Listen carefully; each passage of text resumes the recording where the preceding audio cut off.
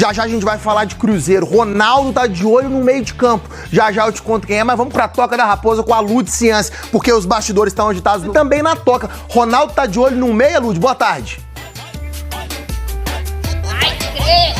Fala, Maurício, boa tarde para você, para todo mundo que tá com a gente. O Cruzeiro iniciou essa conversa de contratação do volante Flávio, no Brasil ele jogou no Bahia, nesse momento pertence ao clube da Turquia, Trabzonspor, nome difícil, né? Mas está jogando por empréstimo na Arábia Saudita. Nesse momento o Cruzeiro espera um posicionamento do clube árabe, porque eles têm preferência na compra dos direitos econômicos do jogador.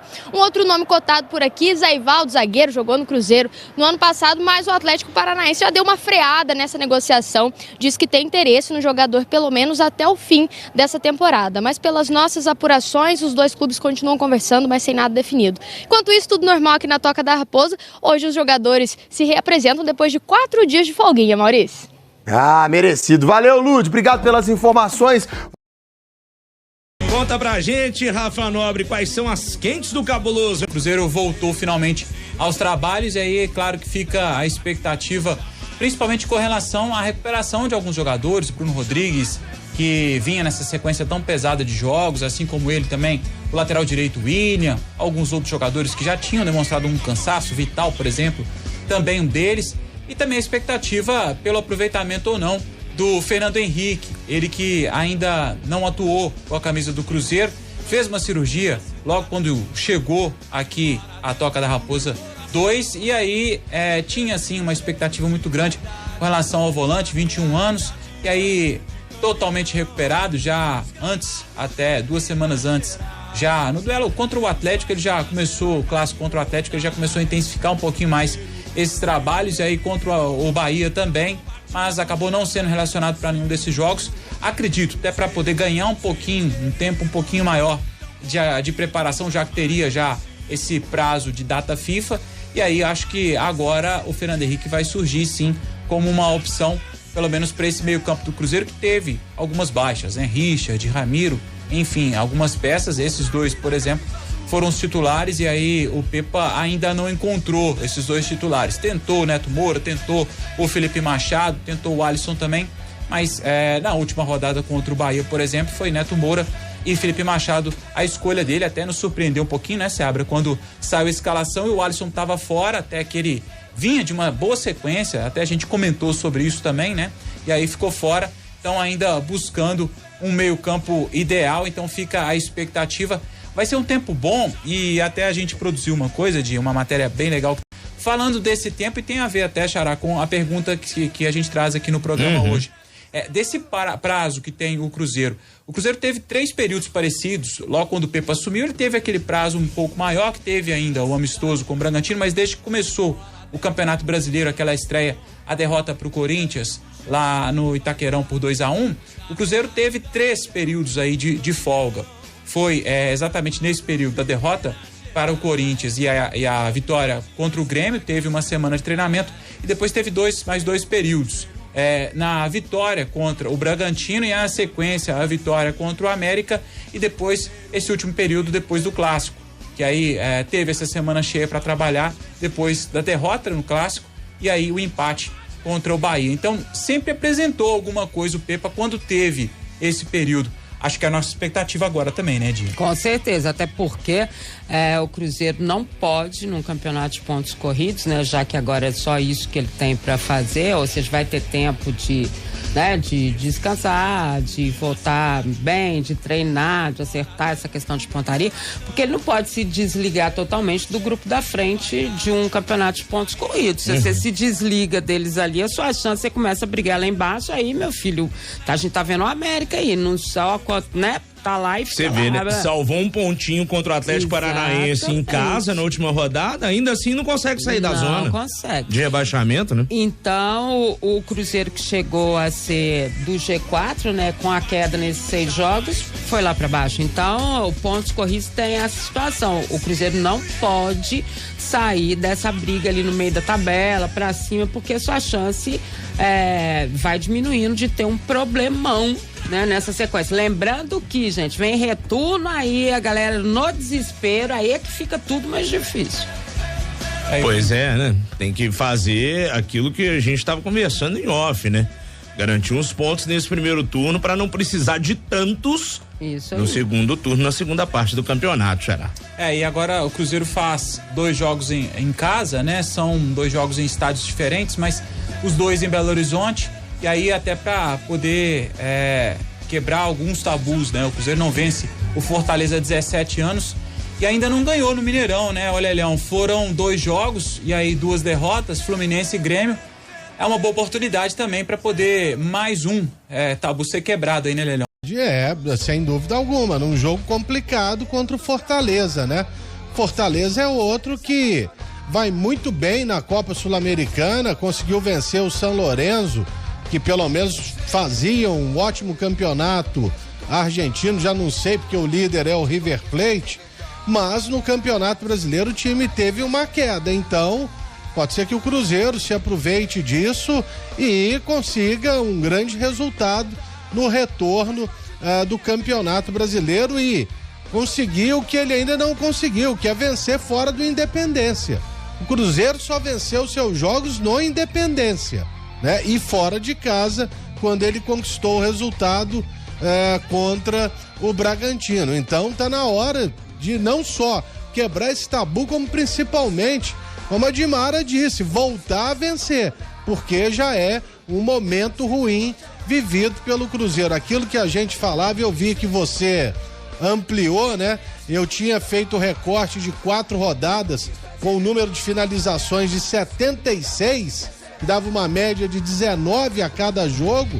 O Cruzeiro é, na verdade, o time que mais finaliza no Campeonato Brasileiro. Mas, e o gol? Tem que sair pra fazer os 3 pontos, né, Rafa? Pois é, o gol não pode ser um mero detalhe, né? Tá perdendo chance de gol você criou, o Cruzeiro é o time que mais finaliza, como o Léo disse aí, tem esse levantamento, o Cruzeiro é o que mais finaliza no Campeonato Brasileiro.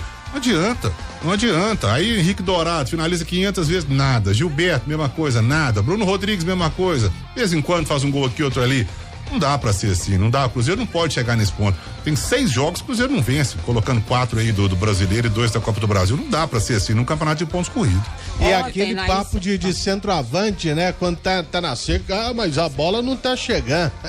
A bola chega. A do Cruzeiro. A bola sim. chega e o centroavante é que não tá colocando, como diria meu amigo Arthur Moraes, no pedacinho que a galera gosta. A verdade é essa, colocando, né? no filó, né, Léo? Ou no filó, como diria meu saudoso e grande amigo Fernando de Campos Satsu. E ontem, né, Rafa, a gente fez um levantamento aí com fontes ligadas à diretoria do Cruzeiro e tudo mais, falando exatamente das posições que o Cruzeiro pretende trazer, né? E entre elas está um atacante, mas não é bem o centroavante, né? Não é um jogador mais aprofundado, né? Como os portugueses gostam de dizer. Isso, e é como também eles gostam de trabalhar, né, Di? E aí a gente trouxe também esse detalhe e a gente fala um pouco disso. Daqui a pouquinho eu vou até falar de alguns nomes, Di, pra gente poder exatamente reforçar dessas posições que a gente trouxe. Mas vem uns 5 aí, tá, gente? Calma. São todos setores, né? São todos os setores do dia. Mas, Rafa, o que é um aprofundado? Ser um jogador mais adiantado, mais um aberto, né, Lelhão? Tá. Um velocista. Isso. Que leva o time, como eles gostam de dizer, né, os técnicos portugueses, que faz o time ficar mais comprido em campo, pra ser bem, explicar mais ou menos pro pessoal o que é. É um atacante mais aberto, né, Lelhão? Então é um homem que vai, pra jogar, pra ele deixar o campo mais comprido, é o que vai receber o lançamento, sair correndo igual um louco com a bola pela ponta, direita ou esquerda. É o Bruno Rodrigues do outro lado. Né? Extremo.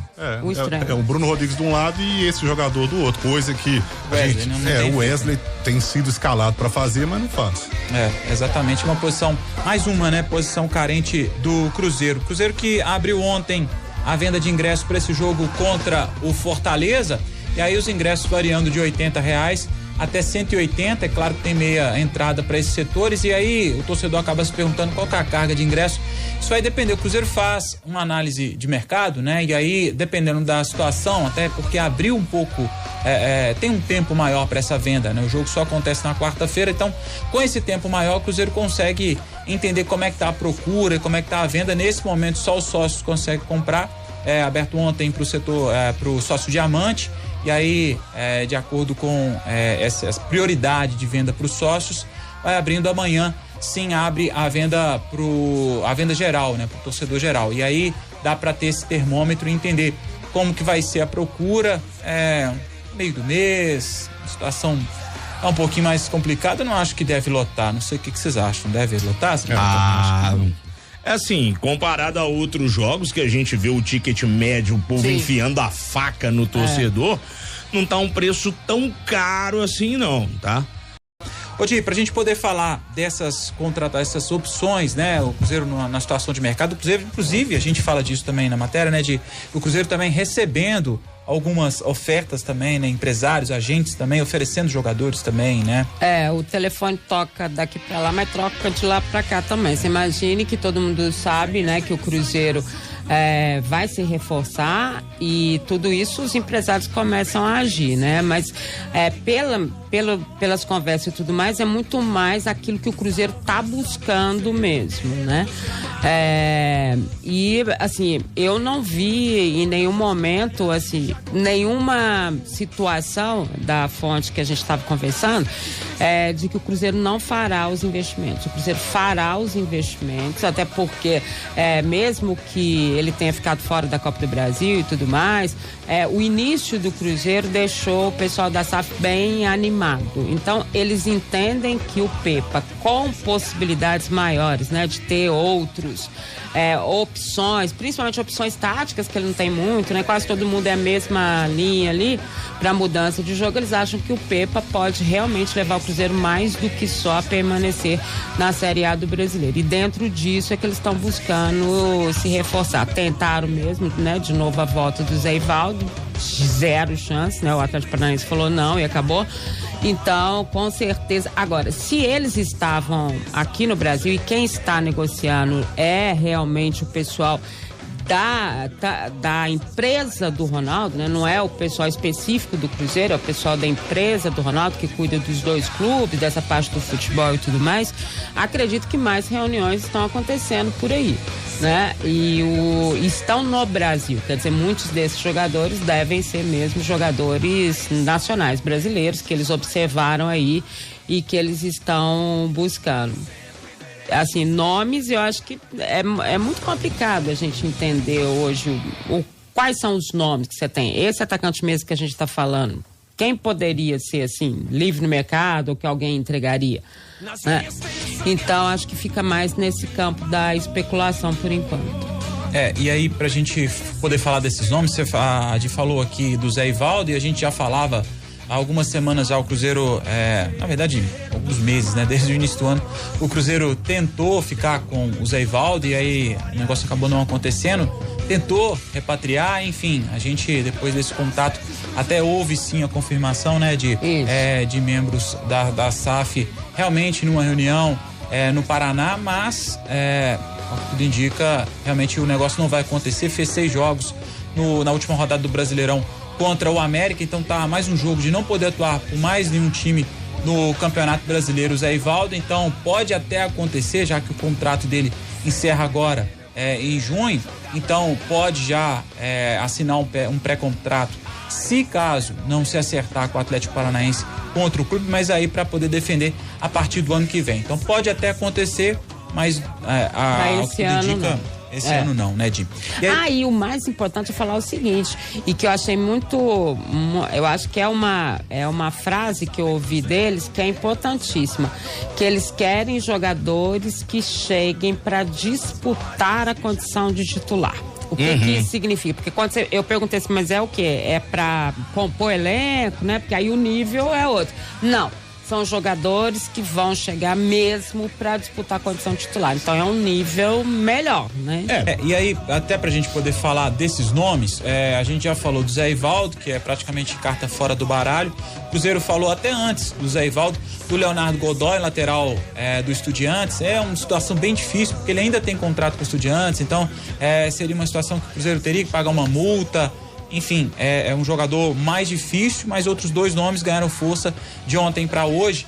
Um zagueiro, inclusive, que atua pelo lado direito e participou também da campanha do Campeonato Espanhol, o Eliberto Palacios, o colombiano.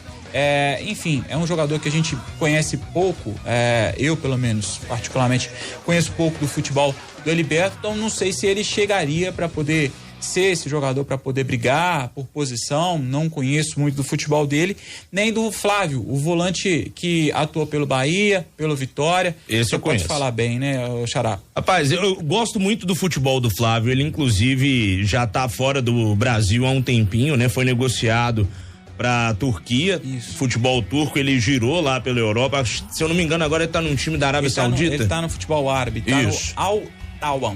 Isso mesmo. Começou lá na Bahia? Começou, ele jogou no Vitória, depois jogou no Bahia também, jogou ao lado do irmão dele, o Fernando Medeiros, no Bahia um tempo.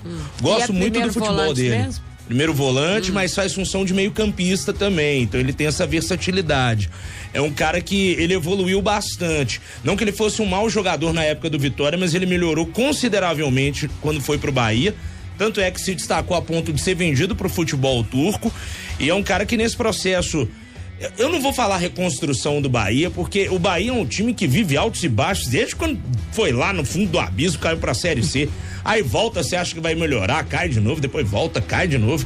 Mas naquela época que você tinha Zé Rafael, Gilberto, Gregory, Flávio, foi uma época boa do Bahia, e até recente, né? O Flávio se destacou tanto ao ponto de conseguir um acordo com a fornecedora de material esportivo para ser o garoto propaganda das chuteiras da fornecedora na época. Isso aí foi algo assim, poxa, mas um volante ser o garoto propaganda da marca no Brasil. Então, assim, é um cara que se destacou muito pela evolução do futebol e por ser um excelente jogador. Claro, né? Tem que ver como é que tá. A gente sabe que o nível lá no futebol da Arábia Saudita é muito inferior ao nível do futebol brasileiro. Mas eu acho que pode ser uma boa escolha o Bahia monitorando o mercado. Pode ter sido até indicação de Gibagô aí, viu? Isso que eu tô achando. Se jogou com ele, né? É bem provável. Ele tem uma amizade com o Gilberto e também com o Marlon, pelo futebol turco também. Os dois têm uma amizade. Parece que ele tava, segundo que a gente apurou, ele até tava na Bahia também, teve contato com os jogadores. E aí, Rafa, pra reforçar isso que você falou, o Trabzonspor, não sei se a pronúncia é essa. Trabzonspor. Ótimo, obrigado.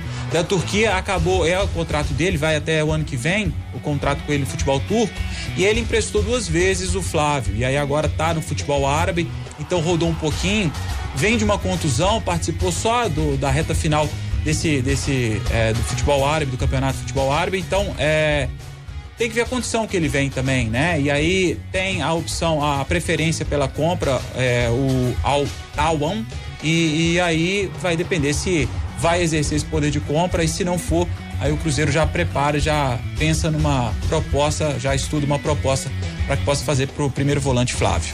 Flávio que tem 27 anos, então não é um jogador nem tão jovem, nem tão velho, né? Tá na melhor idade. No meio termo ali, tá na melhor idade.